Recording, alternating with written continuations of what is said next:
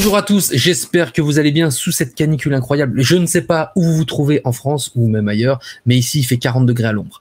Et heureusement, on a des petites news rafraîchissantes, comme le trailer du nouveau film de Zack Snyder qui est sorti hier, Rebel Moon. Donc on va se faire la réaction ensemble, hein. On va se rafraîchir, se délecter du talent immense de Zack Snyder. Oui, vous l'avez compris, je suis un fanboy. Bon, blague à part, vous savez que je fais pas beaucoup de reaction trailers sur la chaîne, mais là les amis quand même, événement. Zack Strike Back, Zack contre-attaque, son space opéra épique qu'on attend depuis si longtemps, qu'il a pitché à Disney, à George Lucas il y a des années de cela, quand il voulait faire un petit spin-off Star Wars, mais il s'est dit fuck, je veux faire mon truc. Donc il a attendu.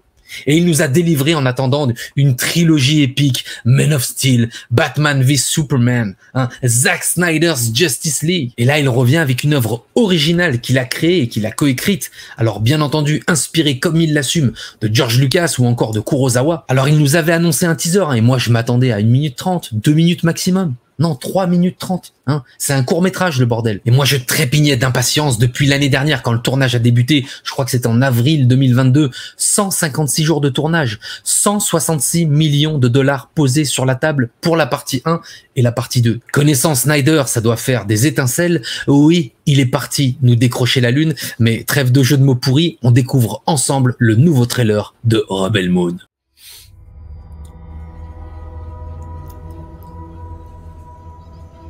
Ah, le petit côté Ridley Scott et champ de blé. Ouh là là. Do you know the story of the Princess Issa? Non. Voilà. C'est ce qu'on veut du cinéma. Voilà, tout de suite un mythe, une histoire qui est posée, de la narration visuelle à tous les étages. Regarde-moi ça. Regardez-moi cette production design, les gars. That she was to usher in a new age of peace and compassion. Oh là là. I was given memories of a world I will never Là, c'est Anthony Hopkins hein, qui parle. Hein. Anthony Hopkins. see. Loyalty to a king I Regardez-moi cannot ça. serve. And Voilà. love for a child Et c'est Zack, hein, Zack Snyder hein, qui fait la photographie sur I ce could film. not save. Oh là là. Ils arrivent. What do you think they want? Everything. I found her. Scargiver. Oh là là. I am a child of war. Regardez-moi cette ampleur. Magnifique.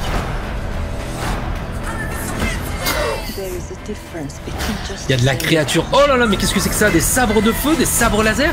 There is a price to pay. Une femme araignée, un monstre araignée. Moi qui suis arachnophobe. Regardez-moi ces images. Oh là là. Shh, one moment.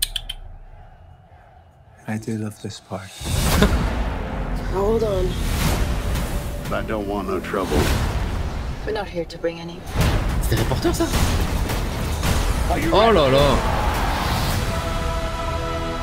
From director le boss. No fear. Voilà, du practical les amis. Let's show them we are more than the shackles that On dirait Griffon.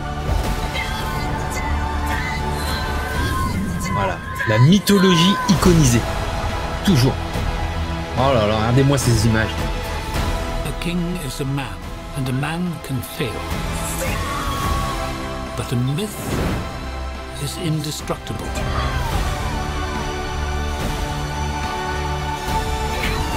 The time has come for all that you love. Ah, Jim Onunsu, magnifique. Protect each other. Charlie Hanuman. Show them no mercy. Oh là là.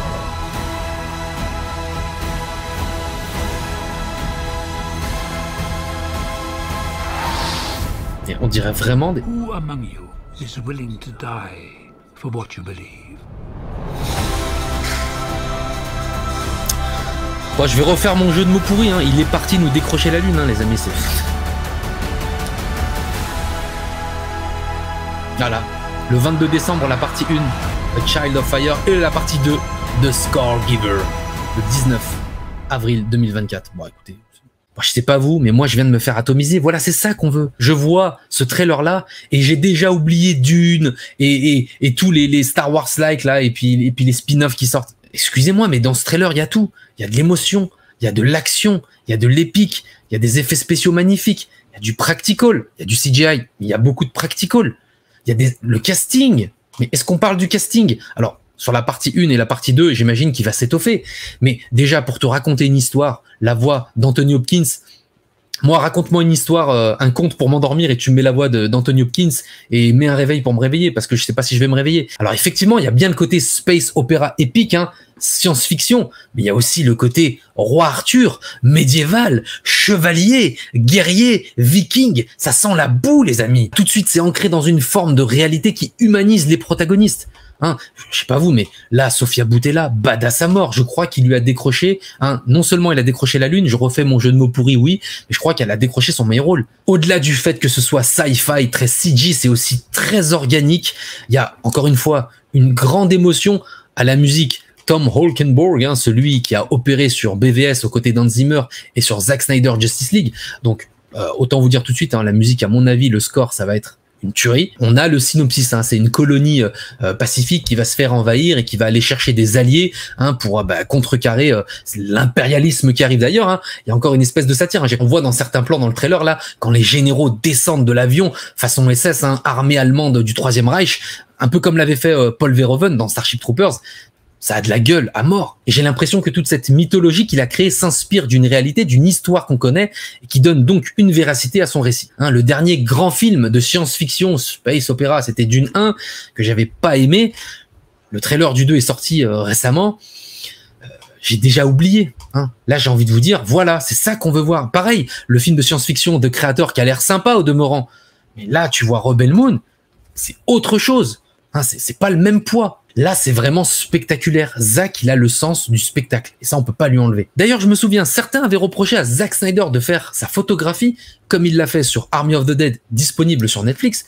Mais là, excusez-moi, il a mis tout le monde d'accord. Zack Snyder, directeur de la photographie, ça marche à mort. Bon, c'est juste un premier teaser. Hein. D'ailleurs, s'il y a un trailer, il va peut-être durer 5 minutes, j'en sais rien. Mais en tout cas, il a le temps. Il a le temps d'apporter des améliorations jusqu'au 22 décembre. Un film, 2 parties. Le premier, A Child of Fire, l'enfant du feu. Et ensuite, The Scar Giver, le donneur de cicatrices, le marqueur. C'est peut-être la donneuse de cicatrices. En tout cas, j'ai tellement hâte. Et d'ailleurs, faut savoir qu'il y aura une version uncut, rated R, pour la première partie et certainement pour la deuxième. Ça veut dire qu'à mon avis, ça va être gory, bloody, vraiment sanglant et ça va être une pure tuerie. Alors, je suis peut-être un fanboy, mais je suis aussi intransigeant avec Zack Snyder. C'est-à-dire que mon curseur d'attente, il est ici. C'est au même niveau que James Cameron, tu vois. C'est-à-dire que s'ils me déçoivent, je vais pas être content. Mais d'après ce que je vois, voilà, on est là, voilà, je veux voir Avatar 2, derrière, je veux voir Rebel Moon. C'est tout.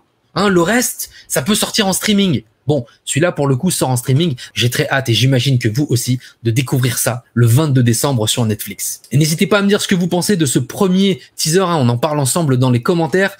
N'oubliez pas de mettre un petit pouce, de vous abonner si c'est pas déjà fait. Et en tout cas, moi, je vous dis à très vite pour de nouvelles aventures. Ciao!